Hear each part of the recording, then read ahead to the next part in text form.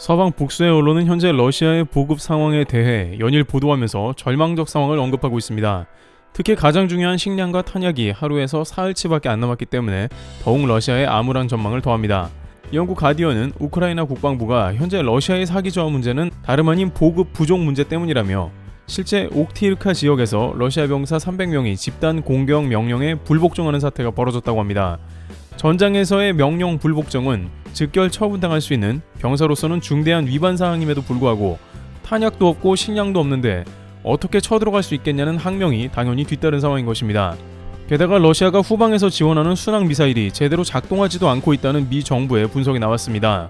로이터 통신에 따르면 미 군사 관계자들이 이번 러시아 미사일 발사 실패율이 60%에 이른다고 말했습니다. 군사 관계자는 순항 미사일의 적중 실패율이 20%가 넘고 있는데 이는 실패율이 매우 높다는 것이라며 러시아가 기갑부대나 보병이 고전하고 있는데 믿고 있는 미사일까지 이 정도 수준이라 더욱 어려워졌다며 앞으로 미사일도 많이 남지 않은 상황에 공세가 크게 약화될 공산이 있다고 판단했다는 것입니다. 따라서 러시아는 본국에서 보급을 최대한 서둘렀지만 이마저 우크라이나에 계속 발각당하고 있습니다. 실제 베르단스크에 입항했던 러시아 함대 오르스크가 우크라이나 지대지 미사일의 함정이 격심됐습니다. 이것은 러시아 방송이 함대가 입항한 장면과 위치 등을 실시간으로 방송을 낸 치명적 실수를 한 것으로 이에 우크라이나에서 위치 파악을 하고 해군 열세인 그들에게 매우 중요한 성과를 낸 것입니다. 전쟁에서 가장 중요한 것은 기밀 사안인데 러시아 해군은 무슨 이유인지 방송국과 이를 실시간 생방송을 했으며 이로 인해 러시아 해군은 큰 타격을 받았으며 그나마 엉망인 보급도 더욱 어려워졌습니다. 앞서 러시아 국영 매체 RT는 베르단스크항에 입항하는 오르스크가 첫 러시아 군함이고 탱크 20대를 실을 수 있다고 했습니다. 그러나 이것이 상륙 작전을 사전 공개한 것이 되어버려 미디어 때문에 망해버린 작전이 된 것입니다. 미 국방부도 베르단스크에서 우크라이나가 오르스크를 침몰시켰다고 함께 인정했습니다. 또한 영국 국방부도 오르스크와 함께 러시아 선박 2척이 동시에 격침되어 러시아의 피해를 공식 확인했습니다. 이 격침된 선박은 연료를 비롯한 탄약 등이 대거 포함되어 군에 보급될 중요 보급선으로 알려졌습니다. 이처럼 이번 전쟁에서 러시아의 통신 장비가 제대로 작동하지 않아 의사소통에 핸드폰을 동원하고 있으며 반면 우크라이나는 이를 감청해서 러시아의 이동과 기밀 정보들을 감청해 전쟁에 활용하고 있습니다. 여기에 미국의 첨단 자원들이 끊임없이 러시아의 동태를 알려주고 있어 더욱 애를 먹는 상황인 것이죠. 안 그래도 보급이 어려운 상황에 이렇게 보급선마저 격침당했다는 소식에 러 국방부는 크게 당황합니다. 따라서 이제 러시아는 무엇보다도 자국의 병사들을 재정비하고 보급을 정상화하는 게 필수가 됐습니다. 이에 러시아 국방부는 당초 계획인 용병들을 투입할 시점을 금주 정도로 빠르게 잡아가는 모습입니다. 세계 2위의 국방력이라는 자존심이 있지만 이러다가 죽도 밥도 아니게 된 상황이기 때문에 우크라이나와의 마지막 협상을 유리하게 받아내기 위해서 용병에 손을 뻗쳐 대거 투입하는 것입니다.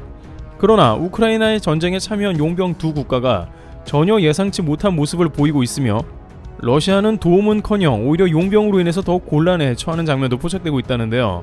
현재 러시아를 도우러 온 용병 두 나라와 이들의 현재 상황 및 왜 러시아가 곤란에 빠졌는지도 살펴보겠습니다. 첫 번째, 체첸 용병 상황. 러시아가 용병을 쓰는 타이밍은 각종 언론들이 러시아 보급이 곧 끝날 수 있다고 이야기한 시점과 잘 맞아떨어지는데요. CNN은 벨라루스군이 일주일 내로 키이우를 비롯한 북부 전선에 투입될 준비를 마쳤다고 보고했으며 러시아와 밀접한 관계를 가지고 있는 체첸군은 금주에 우크라이나로 떠나는 참전 모습을 보였습니다. 체첸의 부대는 악명 높기로 유명하기 때문에 이제 러시아에 큰 힘을 실어줄 것으로 예상되는 것입니다. 지난 14일에는 젤렌스키 대통령 제거를 위해 특수부대를 보냈다는 체첸의 수장인 람잔 카디로프가 등장하기도 했는데 그는 키이우에서 불과 20km 떨어진 곳까지 접근했다며 우크라이나에 항복을 권했습니다. 그는 심지어 춤사위까지 보였는데 전장이 곧 앞인데도 우리는 여유가 있고 너희들은 끝났다고 떠버렸습니다. 따라서 러시아는 이러한 체첸 용병과 벨라루스, 시리아 용병이 큰 힘이 될 것으로 파악하고 있습니다. 또한 이들이 시간을 벌어준다면 러시아 군 보급을 재정비하고 한숨은 고를 수 있는 시간도 되는 것입니다.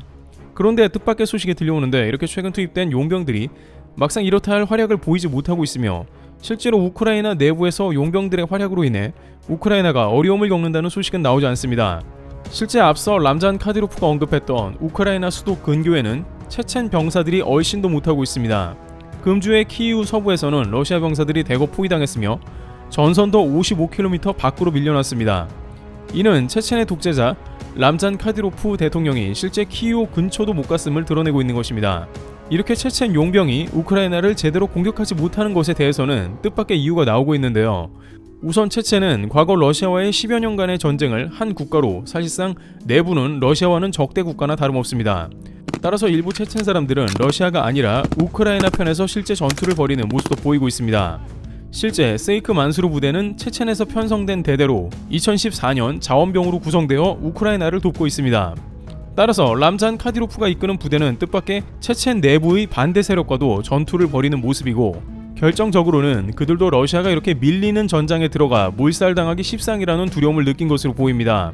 실제 람잔 카디로프는 젤렌스키 대통령을 제거하기 위해 400여 명의 특수부대를 키이우에 투입했습니다만 사전에 정보가 유출되었고 이들은 전원 전사하면서 한 차례 우크라이나 당국의 매운맛을 봤습니다.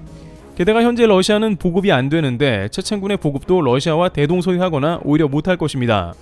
람잔 카디로프가 이끄는 병력은 대부분 민병대 수준으로 우크라이나에 들어가는 것은 모험에 가까운 것입니다. 우크라이나는 러시아 지원 반군과 싸우면서 8년이나 내부 지형을 활용한 전쟁을 체득한 상황이죠. 결국 러시아는 체첸 용병이 들어오더라도 우크라이나 내부에서 어떤 도움도 안 되는 실정인 것입니다. 두 번째, 벨라루스 용병. 곧 벨라루스 용병도 투입될 것으로 보입니다만 이들은 체첸과는 또 전혀 다른 문제점을 노출하고 있습니다. 먼저 벨라루스는 러시아 함대가 격침된 것과 같이 자신이 어떤 작전을 펼지 TV로 방송을 했습니다. 여기서 벨라루스는 러시아가 5대4로 쳐들어간다는 예고편까지 알려줘 우크라이나에 큰 도움이 됐습니다. 우크라이나는 5대4를 결사항전으로 사수하려고 병참을 쌓았으며 현재 성공적으로 막아내고 있습니다. 이것을 보고 러시아 국방부는 크게 분노했는데 5대4는 러시아가 가장 중요하게 생각한 포인트로 우크라이나에 사실상 바다로 나가지 못하게 하는 매우 중요한 점령지로 생각했기 때문이기도 합니다. 이런 점은 벨라루스가 제대로 된 전쟁 경험이 거의 없다는 것을 보여주며 더욱더 암울한 실정을 보여주는 것입니다. 반면 여전히 우크라이나는 서방으로부터 보급을 받으며 정보력과 무기가 만만치 않고 가장 중요한 것은 벨라루스 군대가 러시아와 같이 명분도 없는 전쟁에 투입되는 것을 극도로 꺼리는 모습도 포착된 것입니다. 본래 용병들은 압도적인 파워를 갖지 못하면 현장에서 한순간에 크게 밀리고 후퇴하는 모습이 등장합니다. 러시아가 압도적으로 우크라이나를 몰아붙이는 상황에 벨라루스 용병이 투입되면 상황을 종료하는 데는 유리하지만 러시아가 고전하는 상황에 러시아 이상의 파워를 보여줘야 하는 벨라루스는 매우 큰 부담이 됩니다. 이미 상대는 러시아의 기갑부대를 효율적으로 물리쳤고 여전히 키이우를 사수 중이기 때문입니다. 또한 벨라루스에서 투입되는 용병들은 대부분 젊은이들로 자신의 의지와는 상관없이 전선으로 몰리고 있습니다. 게다가 벨라루스 내부에서는 여전히 러시아 전쟁에 관한 반대 시위가 있으며 여론도 상당히 좋지가 않습니다. 6.25 전쟁에 한국에 참전한 나라들은 대한민국의 자유를 수호하기 위해서라는 명분을 가지고 날아온 이들이며 결정적으로 세계 최강 미국을 중심으로 뭉쳤기 때문에 다른 나라들도 상대적으로 부담을 덜 수 있었습니다. 하지만 벨라루스 용병들은 자신의 국가도 아니고 푸틴의 독재놀이에 희생된다는 생각을 떨칠 수가 없으며 자신들이 투입된다 하더라도 상대는 서방 무기인 제벌린과 스팅어 등으로 무장하고 있기 때문에 전쟁에서 제대로 된 활약을 하기에는 거의 불가능한 상황이라는 의견도 제기되는 상황인 것입니다. 게다가 러시아 당국이 러시아 병사를 어떻게 취급하는지 두 눈으로 똑똑히 봤기 때문에 벨라루스의 경우에는 우크라이나에 투입되어봤자 자신들은 러시아 병사보다 훨씬 못한 취급을 받을 것이란 예상을 하는 것입니다. 여기에 벨라루스는 유럽의 북한이라고 불리우는데 이제 더욱더 고립될 것으로도 판단되고 있습니다. 유럽연합이 이번에 벨라루스가 참전까지 하게 되면 이들에게 제재를 가속화할 것으로 보이는 것이죠. 만약 미국까지 합세해 금융 제재에 들어간다면 벨라루스는 러시아에 의존해서 살아가야 하며 루카셴코 대통령은 그렇다면 러시아를 포함한 유라시아 경제연합을 구상해서 활로를 모색해야 한다고 하지만 연합체의 중심이 되는 러시아도 미국 제재 한 방에 나가 떨어져 휘청이는데 벨라루스는 살 길이 요원하다는 것입니다. 게다가 이 연합체에 중국이 들어오기로 했으나 중국은 미국의 으름장에 몸을 사리는 상황이 펼쳐집니다. 따라서 벨라루스 대통령은 겉으로는 푸틴에 협력하며 우크라이나 침공을 서두르겠다고 밝히고 있으나 이 전쟁 이후에 벨라루스가 러시아와 같이 경제가 더욱 암울해지고 국내 여론이 악화될 것을 우려하고 있습니다. 이와 같이 러시아는 체첸을 비롯해 벨라루스를 투입하여 숨을 돌리고 전세를 역전시키려 하고 있습니다만 러시아 자체가 무너지고 있는 상황에 이러한 용병 투입은 거의 효과를 못 보거나 회의적인 국면이 나오고 있습니다. 용병들을 제공하는 국가들도 괜히 병사들만 축내고 전쟁 이후 서방의 보복을 걱정해야 하는 상황입니다. 다만 미 군사 관계자는 러시아가 핵무기에 손댈 수도 있다며 양국이 협상을 통해 전쟁을 조속히 마무리해야 한다고 전합니다. 트래블TV였습니다. 감사합니다.